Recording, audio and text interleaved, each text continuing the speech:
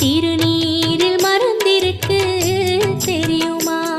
அதை தினம் அணிந்தால் புகழிருக்கு புரியுமா? கந்தன் திருநீரில் மறந்திருக்கு தெரியுமா?